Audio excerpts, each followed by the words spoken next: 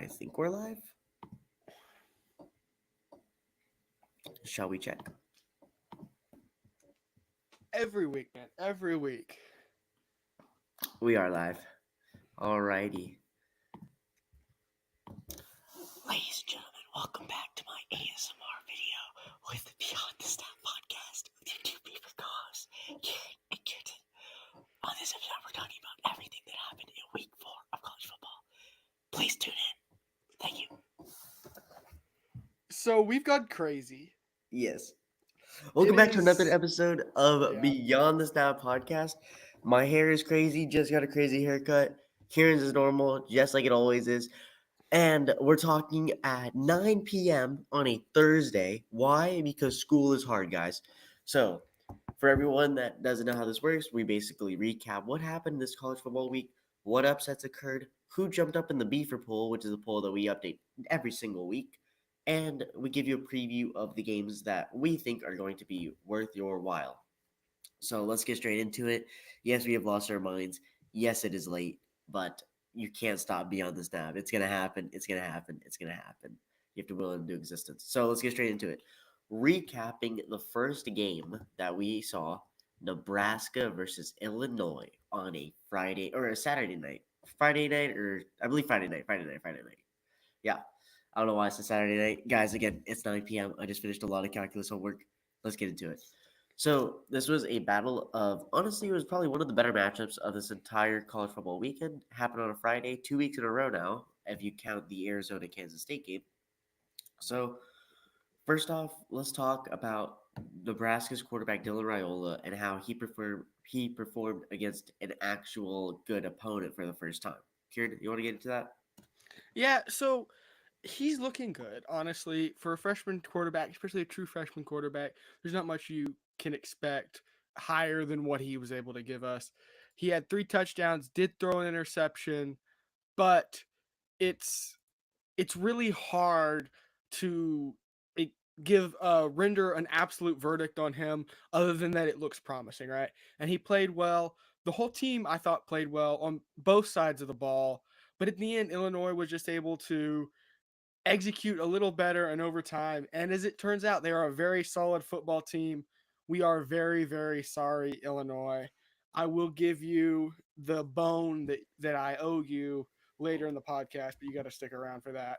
But overall, yeah, solid matchup, great matchup, fun one to listen to and watch on the bus on the way back from Houston after a late night Friday Night Lights football game. But it was a good matchup, solid game. Again, I think Nebraska has great promise. I think Matt Rule will get it done.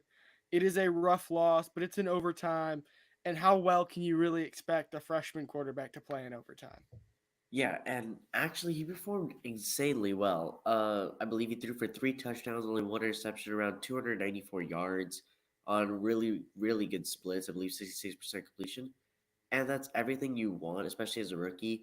You're going against a ranked opponent to start. Illinois is a hard-nosed team. They have talent everywhere, but they probably should not have matched you in firepower. This game was favored in Nebraska. Or Nebraska was favored by 9 points in this game, and really, it was just poor execution come overtime. They also let the quarterback, Altmaier, he threw for 4 touchdowns. He had an insane night, and it just didn't look like Nebraska was complete yet. I think they're slowly getting there. We saw flashes of them when they played the Colorado Buffaloes, and how their defense was able to perform. We saw Dylan Raiola really get into his groove, especially in that game. And I think this game he found it for a little while, but then experience kicked in, and Altmaier and that entire Illinois team has more experience than Dylan Raiola right now. And of course, it showed towards the end. But do not expect this team to go anywhere because they still seem really strong and they are a big contender in the Big Ten. So just keep that in mind. Yep. Alrighty, so let's hop into the second game. Now, we were predicting ACC teams because right now the ACC is looking in shambles besides from you, Miami. But yeah, so here was a good ACC matchup. This was NC State taking on Clemson. And boy, oh boy, is Clemson back? Question mark. Karen, you want to answer that question? Well, here's what I'll say. The Clemson downfield passing attack is in fact back. I've been able to see them do some things on a football field that they haven't done since Trevor Lawrence was there. It is really back in force. Cade Klubnik is getting more comfortable pressing the ball down the field. We didn't see that in the earlier weeks of the season, but he's starting to get more comfortable, grow into his role, and take some shots. And I think they're much improved wide receiver core is starting to really show the boon here in this kind of middle stretch of the season at this point. You're really starting to see how much variation and skill they have at that position. And honestly, I think it's going to do them a lot of good in the long run. So, are they back? I can't say definitively until they play a Miami, until they play a team like that. But I think certainly they're looking there, especially on the offensive side of the ball, and their defense continues to be stout. Yeah. And I think we've finally seen what we've been wanting out of Cade Klubnik for so long now, and that's for him to understand his offense fully, take charge of the situation, become a captain on that field.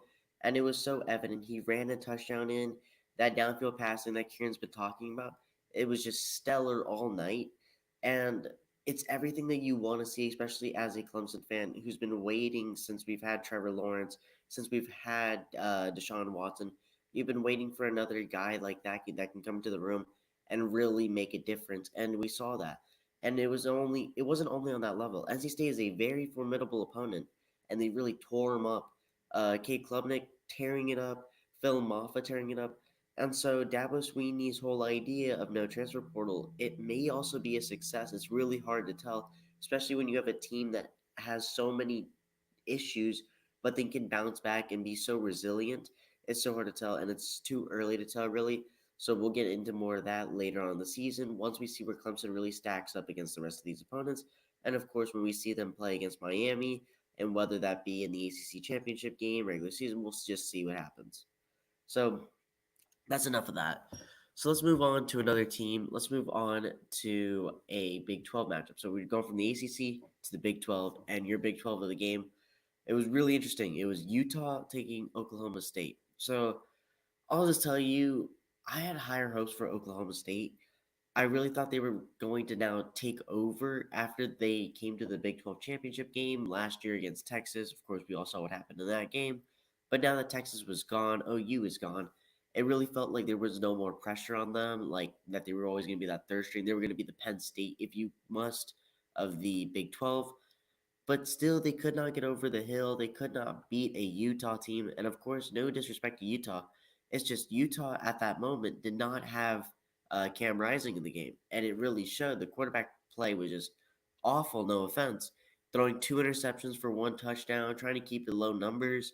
But what really paid off was the run game, and the run attack was just so amazing. Kieran, if you want to expand. Yeah, I really think that you're starting to see a very well-rounded Utah team that's harkening back to their identity that we saw when they won the Pac-12 a couple of years ago.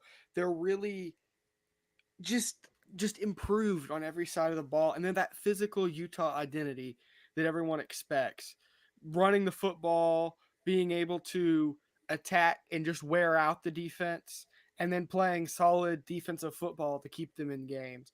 And you're really starting to see that, and it's not mattering as much which quarterback is starting.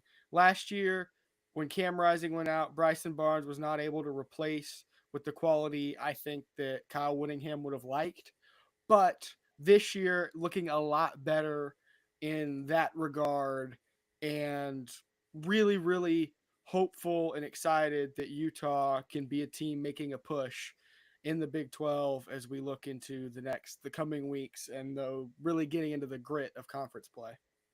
Yeah. So let's move on to the next team. Now, the next one that we had was honestly, this was ESPN's College Game Day, and this was Tennessee playing Oklahoma in Oklahoma's debut into the SEC, and it was a rocky one to say. Kieran, if you want to elaborate on that, go ahead. Yeah, it was pretty stinking ugly, if I'm being quite honest. Nico Malieva, he got the win. That's really what matters. You have to think about it is really stat lines are what we obsess over, what we think about. But at the end of the day, it matters that you can go into a building and win. And that's what Tennessee was able to do. They're able to get a solid win against an Oklahoma team and at the same time cause them to have quarterback issues. And that's really what I want to focus on here. Tennessee's defense, especially the defensive line, was really just tearing up Oklahoma's offensive line all night. Jackson Arnold was under incredible amounts of pressure, even to the point where they ended up switching him for their true freshman quarterback, who's actually going to start next week, and we'll talk about that later. But they've got Michael Hawkins starting at quarterback next week, and he played most of that game. He did okay. He was 8 for 11, I believe, with a little over 100 passing yards, and was able to tackle on a touchdown to keep Oklahoma a little bit more in it. But ultimately, their offense really struggled and sputtered against a serious Tennessee defense. I think more than anything, this has showed that Tennessee, even if they don't have the Hendon Hooker offense, which I'm not sure they do, I'm sure it's in there, but they haven't shown that yet against a higher quality defense that Oklahoma is, with the likes of guys like Danny Stutzman, who's returned for another year, and that solid defensive core that Oklahoma's built. But really, the question is, for me, is Oklahoma's having quarterback issues, and when Tennessee's able to come into your building and get an ugly win like that, not playing their best offensive football, it really makes you, if you're on the Oklahoma coaching staff, kind of reconsider, like, what's the direction, where are we going, and where do we go from here? Kirtan? Oh yeah. Um, Kieran just said it. OU is having issues with their quarterback, and it's not something you want. You are now an SEC team. You are in it to win it now. You decided, hey, I'm too good for the Big 12. I want more money. I want better play. I want to go win a national championship. This is not how you do it. You're rotating in a freshman. You don't really understand who's your quarterback. We know personally which teams can succeed and fail with running these two quarterback situations, and it's not a good one. Both quarterbacks are not ready for the task at hand, and they might not be able to perform to expectations. Now, that being said, Tennessee is the same thing. Tennessee did not rotate, of course. They have their guy, Nico. He's going to be there for years to come. He's going to try to be the next Tennessee great. He did not play like one. I believe he had maybe one touchdown, 129 yards. It was incomparable to the things that he's been doing to these other teams, like how he played against NC State when he was literally tearing them limb for limb on all these deep bomb passes, all these crazy throws that he can make, and he looked like a superstar. In this game, it was really humbling, and it showed him that look, now that you've gone to the SEC play, this is where the competition really is. Even if you don't think it comes from OU, even if you don't think it's come from Texas, it's coming and it's here, and you need to actually figure out how to play. So far, he's only seen the likes um, of a bowl game. He's only seen rough teams, so now he's actually going to get his full taste of playing SEC football, and it's not as easy as they say. Um, Besides that, it was a great defensive performance by OU no matter what. OU was still playing their hearts out into the fourth quarter. I remember watching this game thinking, why do they really care? But they really kept it close the entire time. They didn't want to make a statement. And the same thing with Tennessee defense. Tennessee's defense got into the backfield, I believe, 8 times. It was brutal, especially if you are a O lineman. Especially, I wonder how that O lineman meeting went the day after for OU. Could not protect the quarterback. OU just ran around looking like headless chickens. And so if you're a Texas fan, you're celebrating inside because you know that Red River Showdown, it's looking a lot easier to win now. But of course, it's still a rivalry game. You don't know what happens. But OU, let's just chalk it up to nerves. Hopefully, they bounce back, are resilient, and come back stronger next time they play in the SEC. Now, this is our favorite, also known as the game of the week that we covered last week. This game was featured between Michigan and USC, two ranked opponents, and this one was a thriller to the end. Kieran, what was your favorite part about this game? You know, it was a good game and well fought by both teams. I think both teams can take a lot of positives away from it. But I think my favorite was just the play of the Michigan defense being able to repetitively and consistently beat Miller Moss and the USC offense and stifle it and force them to punt. And then obviously the walk-off field goal. That's something that I think was special from that game. And really, ultimately, both teams can take away a lot of positives that both of your teams were playing good football for them, right? Obviously, Michigan is still struggling on offense. Alex Orji did not have a great game, but hopefully he'll improve as he gets more experience under his belt. On the other side, USC, your defense is definitely improved, and you know your offense can cut it against what should be a very good Michigan defense, and they're now starting to round into form a little bit better than they were against the Texas game and earlier games. And I think it also proves that Texas got a quality win in week 2, and that in fact Michigan is a good team and they're not as down in the dumps as we thought they were. And I think it's good team on good team, and Michigan was able to squeak out the win in the big house. And I didn't predict it, but it was sure fun to watch. It was. It truly was. My favorite part about this game had to be the last 2 minutes. That felt like forever. It really felt like it was do or die for USC. We saw Lincoln Riley really put into that situation in a big game. And I just love the energy. I mean, no matter rain or shine, anything, that Michigan crowd is always showing up for their team. And let's be honest, Alex Orji had a horrible game. I'm pretty sure he had less than 100 yards passing, horrible attempts. But where the game was won was in the rushing. And all Michigan did is say, look, what worked last year? Giving the ball off to Blake Corum, letting him break a run. Let's do that again. And just like last year, we saw what happens. Donovan Edwards wasn't even the number one rusher. It was actually the backup. It's the second string. Kind of like how it used to be at Michigan whenever Donovan Edwards was the second string. Um, all the stuff just to say that when you go back to when you return to something that you know works, you can build off of it, create a more dynamic offense, and that's where you win the game. And then again, Michigan stifling defense. Michigan is known for two things: they pound the ball, and all they do is they have that insane defense topped off with insane players. Will Howard, of course, getting the only interception in the game. It's just something else to keep in mind. This team is not going anywhere. They may be written off. They may say, look, we're already 2-1. Like, it's not a good season looking forward. You just got absolutely stomped by Texas. But again, you're still here. You're still able to play well. And it's really going to be a good season once they finally lock in and believe in themselves. They are the reigning national champs. They need to wear that jersey with pride and understand that because there is a very, very, very high shot they make the playoffs still. You just can't write them off too early. And then, so that's basically it, guys, for this week's review of what happened in college football week 4. Now moving on, we have the BFER poll. Dun, da, da, da. So, Yes, and Kieran, you so want to walk us through yeah. what were some of the big changes that occurred?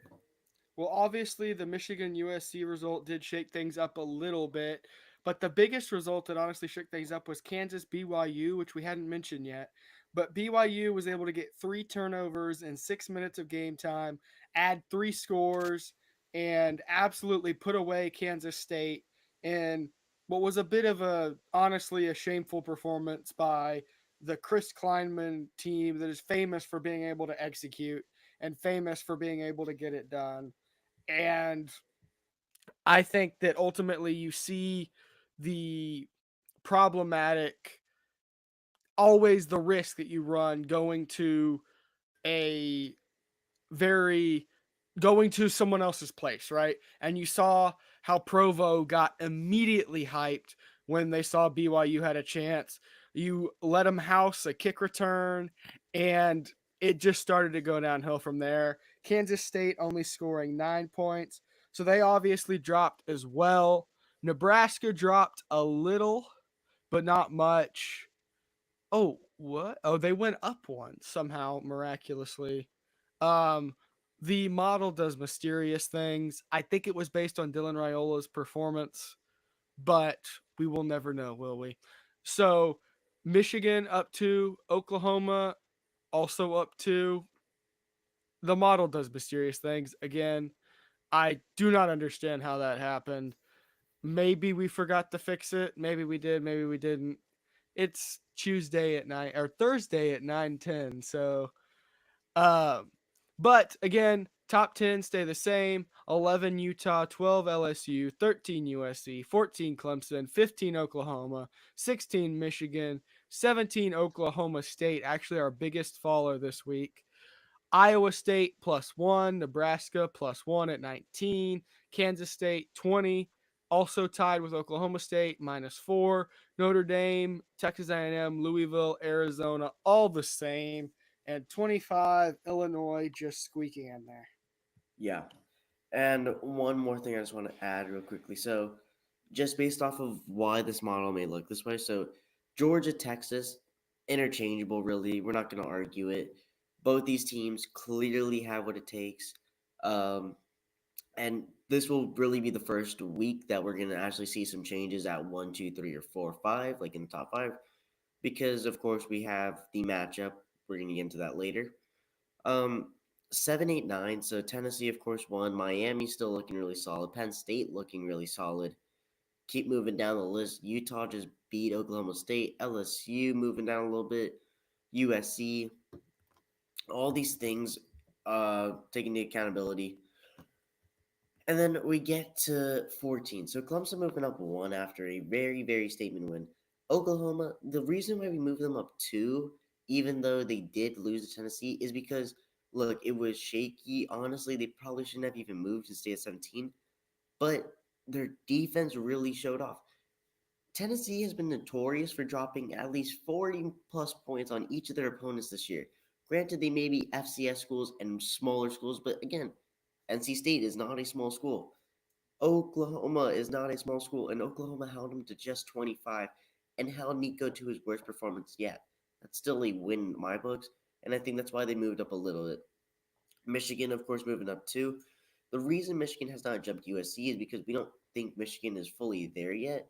Again, the model is just going based off of what we think would happen in a do or die situation in a playoff sense when everything is on the line. It's hard to gauge right now. It's week 4, and of course, with this 12 team playoff, it's really hard to say because you don't know how many games someone can drop and still make it. Of course, we know Florida was still undefeated right now, and they lost all their games in November. They'd still be able to probably make the playoffs.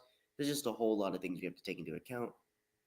Oklahoma State fell because it was just an ugly, ugly game. There wasn't much ball movement, and honestly, it shouldn't have been the way it was. Iowa State moving up 1, Nebraska moving up 1. Nebraska, again, we've already covered. Really, really solid performance by Dylan Raiola. And it's all the pieces are there. They're just not put in the correct order. And once they are, it's going to be a great time. And Kansas State lost to BYU. It was embarrassing, honestly. The model only says they dropped 4, give or take a little bit more, give or take a little bit less, or give or take a little bit more or a little less. They still had to drop. BYU, great performance. They're probably right outside of the top 25. Notre Dame, of course, not moving. A&M, normal performance. Louisville, Arizona, and Illinois. Again, we are sorry for disrespecting you in our last episode. You clearly have shown us that you have what it takes to crack our top 25. So here you are. Oh yes, and also in this segment, I'm going to throw it in here. Honorable mention to Army and Navy, who are both 3-0. Let me check in as we record. Army plays Temple, um, and they are up 28-6, and about to punt the ball away with 13 minutes left in the fourth quarter. So it's looking like Army will make it to 4-0, and Navy might as well. So looking good for the Black Knights and the Naval Academy. And they might be making some appearances into the BFER poll pretty soon. They've been looking amazing. Quarterback Blake Horvath for Navy absolutely went off last week, posting over 500 total yards and something like 7 touchdowns. Insane numbers. Keep up the good work, service academies. So Yep. moving on to perhaps the most important segment of the podcast. Kirtan, what is it and who plays this weekend and why are you scared? Welcome to the preview. So, here in the preview, we cover the games that are about to occur. We give you exactly what are the odds on that game, according to multiple sources, mainly Vegas. Where's the line sitting? Where's the money leaning? And on top of that, just as you know, we give you the strengths of both teams, what to expect, and of course, the prediction. One from each of us. The winner we tallied up at the end. Currently, I don't know if y'all can see it, but it is 12-7 to Kieran. He is kind of kicking my butt on this, but who knows? Maybe I get 5 points right here. Okay, Kieran started off with the number one game. Yeah, so we are actually not starting with the big game, but with a good game. Number 15 Louisville, according to the AP poll, not the BFER poll, plays number 16 Notre Dame in Notre Dame's stadium. I wanted to say cathedral there. So the two questions I've got for y'all is, first of all, Tyler Shuck, he's been looking amazing with his new team. And the real question is how is he going to look against a better secondary? There is a consensus that Notre Dame's secondary through and through is one of the best secondaries in the country. They are elite, they are top notch. Can he still light it up against them? I think that will go a long way towards determining the game. And the Oh second yeah. question for me is, can Riley Leonard throw the ball? He has rushed solidly, and Notre Dame can lean on that. But against a good Louisville team that knows how to coach linebackers and knows how to coach a defense, I think they can shut that down. So can Riley Leonard take to the air and have success? Those are my two questions. What are your 2 cents, Kirtan? Yeah. And let's see, what can we build on this? It's just going to be a great game because of the fact that we're finally seeing Notre Dame play a honestly a better team than they've been able to. NIU could honestly happen to anybody that had a fluke game. And it's just unfortunate that it happened to Notre Dame. But of course, now we get to see Louisville in full swing, and we get to see Notre Dame actually establish why they're the 16th seed. Uh, Hopefully, if they win this game by good margins, they get back into the favors and graces of the College Football Playoff Committee. We'll have to see. Riley Leonard looking for his breakout game. That's what we really want to see from him against an actual good opponent. And you just got to shake off that NIU loss. I feel like it's still haunting to this day. And honestly, it's going to be haunting the entire season. But if you can get back into the good graces, start winning a couple games, go into your bigger games with more confidence, and honestly show everybody why you deserve to be in the playoffs and make a good playoff run, no one's going to remember NIU. All they're going to remember is you hoisting the trophy in the end. So that's all I got to say for this game. Kieran, what's the next one? Yeah, well, I first we got to predict, Kirtan. If you want to win, you have to predict. I have Louisville 21-14. I think the Cardinals can get it done. Kirtan, what is your prediction? I'm going to take Notre Dame 24-14.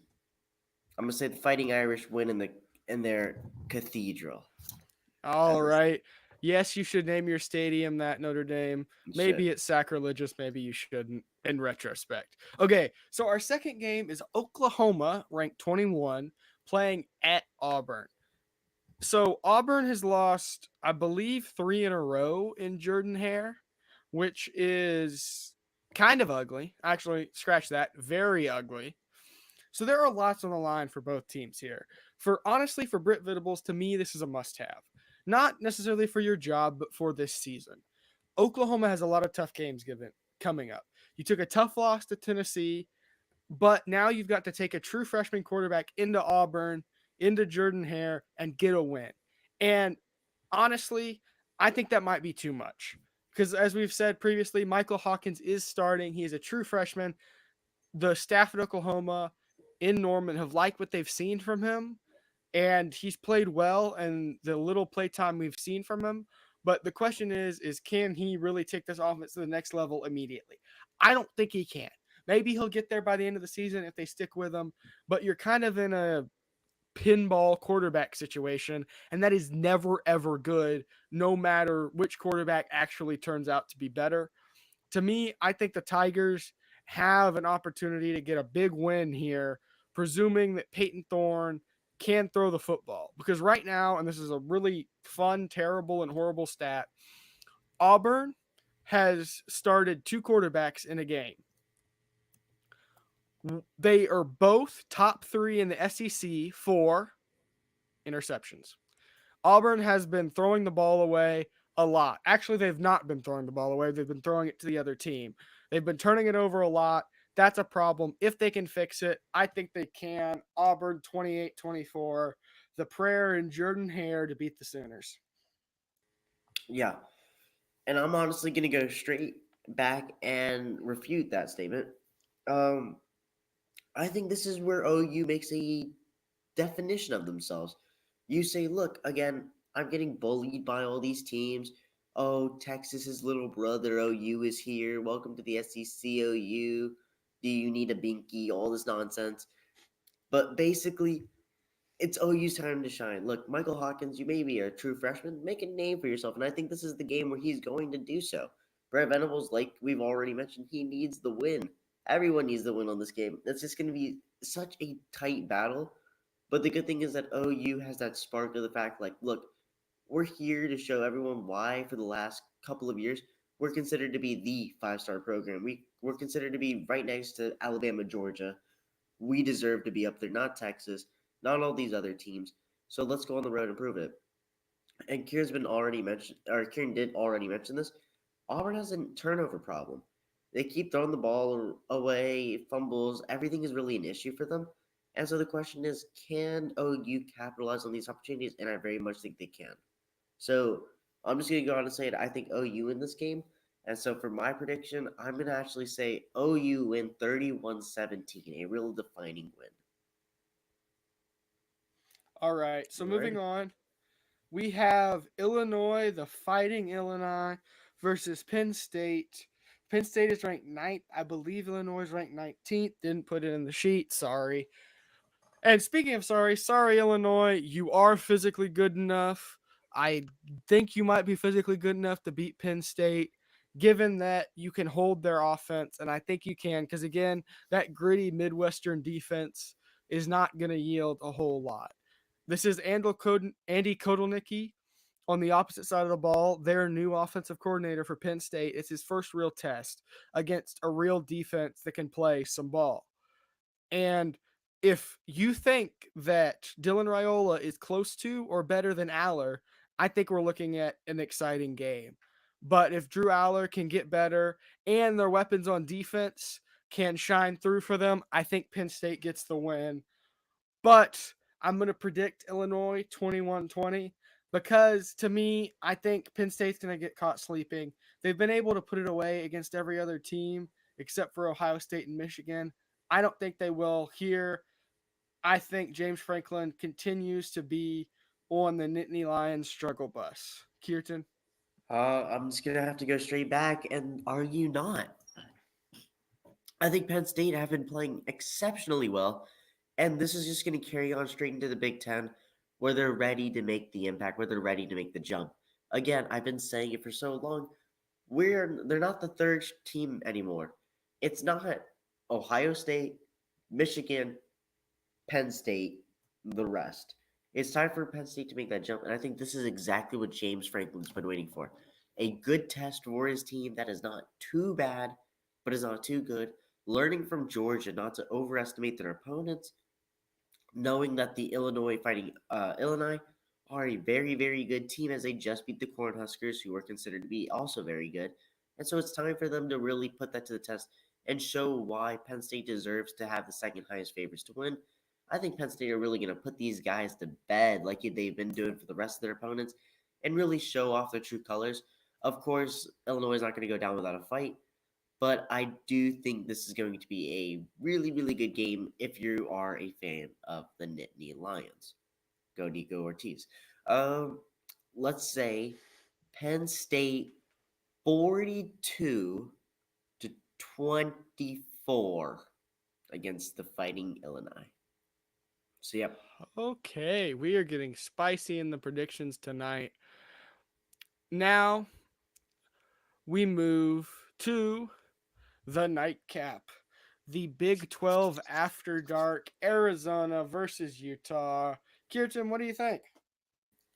I think it's going to be a great battle between two very, very good teams. Of course, you got the best wide receiver right now in Tito McMillan going with his best quarterback, Noah Fafita, and you're taking on honestly a rough Utah team who have been through a lot, a really rugged team, a persevering team. that have been just keep that have this just mentality to keep fighting, to keep rallying, and I think it's going to carry on. I think Utah has faced forgot the word now, but they have faced difficulties in their success so far, at least for who do you call it for guys? I'm blanking. It's too late. I'm blank. Utah. Oh my And I gosh. think the big test is really going to be, can they just keep up? Can they still pull it together? And I think they will. I think it's going to be much more closer than the Kansas State game because I think, or not the Kansas State game, than the Oklahoma State game.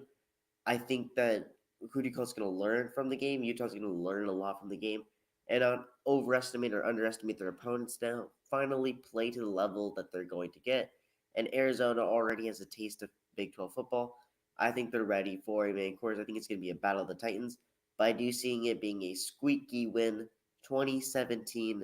Give me the Utes. Yeah, I can't really dispute your amazing breakdown there, Kirtan. I've got Utah 35-24. I just think they're able to get it done. They're the more physical team. I think they're the more consistent team. And you've got to have some other people other than Tito Rowe McMillan and Noah Fafita step up for Arizona if they want a chance to win. So now we move to the game of the week. Georgia plays Alabama in Bryant Denny Stadium on Nick Saban Field. Nick Saban's field, Nick Saban Field. We will never know. Georgia, Bama, best rivalry in college football, arguably the two best programs in college football. I've seen lines that have Bama favored by one. I've seen lines that have Georgia favored by one. It is as close as it could possibly get. And Kirtan, why are you scared that your dogs get taken down by the Crimson Tide? Scared? I've never been scared of this team after I saw big man Nick Saban dip out of the league because he was too scared to play Kirby Smart anymore. You know? Uh, Well, he won twice, so that doesn't well, seem to be the it's case. called luck. It's called luck. You know, he never played us twice in one season and won both times. Just so you know. What you need to know from this game is that, of course, it's a rivalry. People might say, no, it's not. It's just really, it's two good teams that always play each other. Well, that just so happens to be a rivalry. That's how all rivalries start. That's why A&M Texas is always so fun to watch. OU Texas, not because one team is so much better than the other. It's because they're evenly matched on all sides of the ball, and they always play each other. So for this reason, I think it's going to be very close. I think we're finally going to see a real test for Jalen Milroe. I think it's going to be his bounce back year. So honestly, Georgia isn't looking that good. I mean, Georgia after a shaky win off of Kentucky, now they're ranked 2. That might light a fire under them, but I don't know. So I'm gonna have to say, Alabama is. I'm gonna pick Alabama to win 49-46. Just kidding. That was a hell of a joke. Yeah, Bama, you're getting absolutely cooked by Kirby Smart. Mr. Smart's gonna be in that kitchen frying up some lank burgers all day long. So just so y'all know, Kalen DeBoer, Washington, really? You got your head coaching job from Washington, and then you think you can coach Bama? Yeah, good joke. Welcome to the SEC football. There's only one road, and that's that red and black track that you have to come down. Welcome to the night game. Welcome to the SEC, Kalen DeBoer. Sucks that you have to play the greatest team in the world. 49-35. The river runs red and black. Give me Georgia Bulldogs. All right, so I'm going to try and be a little more analytical about this. I've got a couple of questions. So, first, is Carson Beck an edge? Is he so much or better than Jalen Milroe that would cause me to lean Georgia? I don't think he is. He hasn't been playing great as of late. He missed a lot of open receivers in the Kentucky game just on crossing routes deep down the field, and he would just check it down. He became the check down artist, and that doesn't beat Bama. Historically, in this game, explosive plays have always mattered, and that's always what gets it done because it's like two titans fighting. Maybe Godzilla fights whatever the latest movie is, King right? Kong. Sure, yeah, there you go. they're fighting each other and they're fighting. No one's gaining an advantage. And then all of a sudden, Godzilla just lands this huge punch and King Kong goes flying, and that's the game, right? That's it. That's how it goes with Georgia Bama. The Yeah, line Georgia of is scrimmage, Godzilla. and they're so evenly matched across almost all fronts, right? I lean Georgia a little bit in wide receiver and overall offense, but they don't have Tate Ratledge. That's going to hurt them. I would lean Alabama in terms of run game with a solid backfield with Jalen Milroe added. I would lead Georgia pass game, but then I would also say that Alabama's secondary has been quite good, and so has Georgia's. Alabama's front seven may be a little weaker than Georgia's, but they're still really, really good players. So it's really a huge debate and debacle for me. I've struggled over picking this game. It's a hard game to pick. And also, does the home field matter? Does Bryant Denny Stadium? Is Texas the only team that can walk in there and beat Alabama? Is that true? Is it not true? I think that ultimately this is Kalen DeBoer's opportunity to prove himself. If he's able to beat Georgia here, I don't really see any way that a lot of the Bama NIL collective and the powers that be within Alabama football are going to bail on him. Now, Um, if he loses, I don't see them bailing on him either, but I see that door being opened, right? Saban would have beat him, but DeBoer can't get it done, right? That's that conversation that gets open. But ultimately, it is my personal tried and true belief that Texas is the only team that can beat Bama in their house. I think Bama takes down the Dogs 27-24. okay, and let me just reiterate one more point. I was trying to. My inner fan came out. 9:30. I'm just I'm just breezing on by right now until I go take a good nap and wake up tomorrow morning. Let me get a little bit more analytical on why I picked Georgia by so much. I think Georgia has something to prove now. Georgia just lost the number one rank for the first time since the season began, and arguably should have been the number one rank if they beat Bama last year. Trust me, we do not forget about grudges. And I'm telling you right now, at 9:32 p.m., Kirby Smart is up late at night with the rest of his OCs and his DCs and his assistant coaches and everybody watching film breaking down Kalen DeBoer's new entire playbook. Because we have to remember is that this isn't Nick Saban. This isn't the same I know the playbook for the last 17 years. This is a brand new throwing offense centered around Jalen Milroe. You take away his one gift, and that is that he can run, and you force him to throw the ball. We saw what happened to Texas, or against Texas. He threw two picks, two bad picks, and that's where Georgia has him. Georgia's going to come into this game with the motive, with the behavioral spark to just play out of their mind, to get Kirby another win, to prove to the rest of the college football world that we're not number two. We were born to be number one. So that's why I think Georgia's going to win. And then on the flip side, if Alabama wins, we have to have a really serious conversation about who is the number one team in the nation now. Because I would argue Bama has to be back up there. Texas been playing outstanding, no doubt about that. But you did not beat Georgia yet. And if Alabama does, that means Alabama's a pretty good team. Both these teams have something to prove. That's where I'll leave it for that. But I do think that Georgia, they have the spark to win. They know they've been disrespected. They know they played a horrible game against Kentucky. What's a better way than to bounce back with a blowout? So yeah, that's gonna wrap it for this episode of Beyond the Snap. Thank you for tuning in on a Thursday at 9:30. We are gone. We right now are just trying to get prepared for the next day where we actually have to go entice in a football game. That's going to be played in San Antonio. Wish us luck for that one. Hopefully, we come away with a quick little win. Besides that, that's all I have to say for today. Thank you so much for tuning in. And I can't wait to see the look on all the Bama fans' faces when they see that Georgia has come to play. Alrighty, Kieran, anything else to add? Nope. Thank y'all for listening and have a great night. Peace.